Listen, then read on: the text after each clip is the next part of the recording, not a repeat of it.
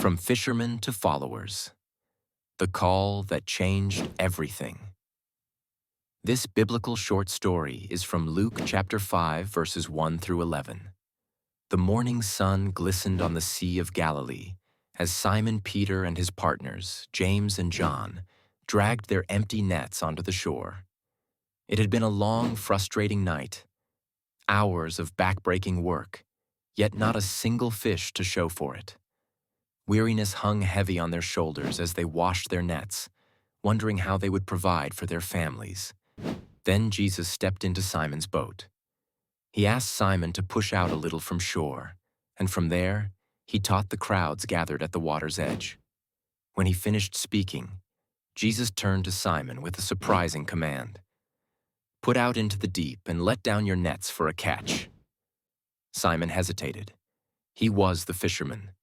Jesus was a teacher.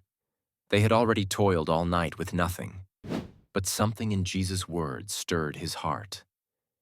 "Master, we toiled all night and took nothing, but at your word, I will let down the nets." The moment the nets hit the water, they strained under the weight of fish, so many that the nets began to tear.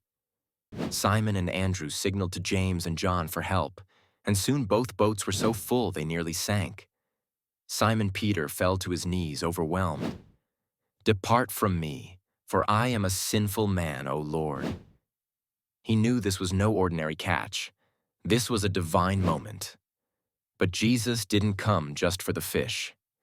He looked at Simon and said, "Do not be afraid. From now on, you will be catching men." In that instant, everything changed. They left their boats, their nets, even that miraculous haul of fish, and followed him. Lessons for believers. 1. Obedience over experience.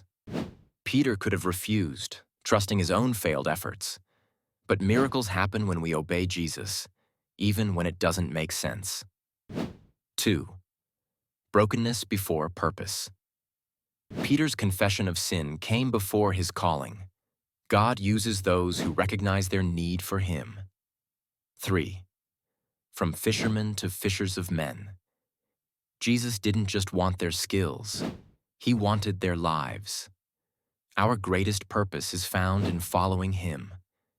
Just like Peter, Jesus is calling you, not because you're perfect, but because he has a purpose for you. Will you trust him, even when the nets seem empty? Will you leave behind what's comfortable to follow him? The greatest catch of your life isn't in the boat. It's in answering his call. And immediately they left everything and followed him. Luke chapter 5, verse 11.